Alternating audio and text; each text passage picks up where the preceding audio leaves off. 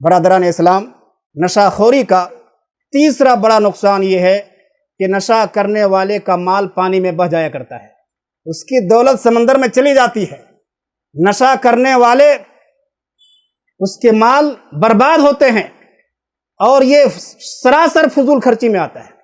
اور اللہ رب العالمین نے فضول خرچی کرنے والے کو کس کا بھائی قرار دیا ہے؟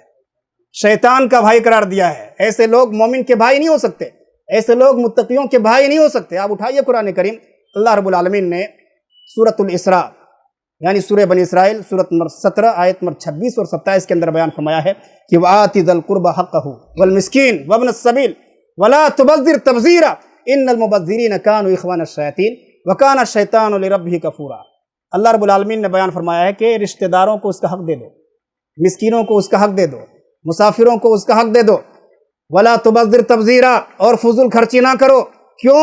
إِنَّ الْمُبَذِّرِينَ كَانُوا إِخْوَانَ الشَّيَاطِينِ، فضول خرچی کرنے والے شیطان کے بھائی ہیں، اور شیطان تو اپنے رب کا ناشکرہ ہے ہی ہے۔ اور قیامت کا دن ہوگا، ہر انسان سے اس کے مال کے بارے میں سوال ہوگا۔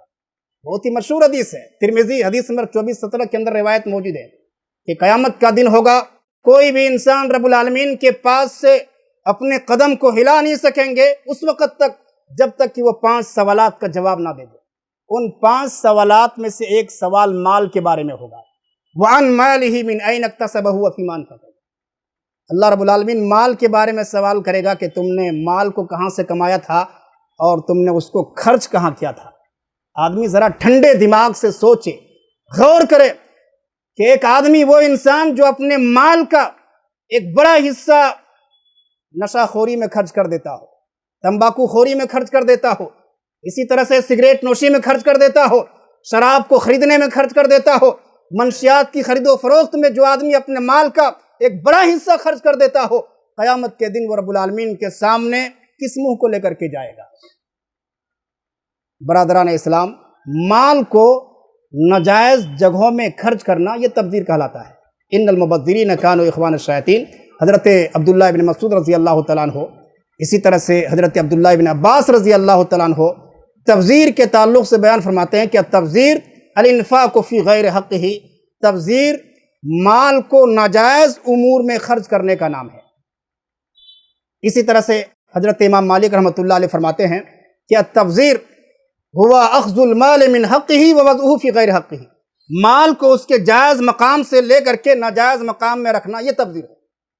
صرف یہی نہیں بلکہ جائز جگہوں میں بھی فضول خرچی کرنے سے اللہ رب العالمین نے منع فرمایا ہے۔ اللہ رب العالمین نے قرآن کریم سورۃ الاعراف سورۃ نمبر 7 آیت نمبر 31 کے اندر بیان فرمایا ہے کہ وَكُلُوا وَاشْرَبُوا وَلَا تُسْرِفُوا إِنَّهُ لَا يُحِبُّ الْمُسْرِفِينَ۔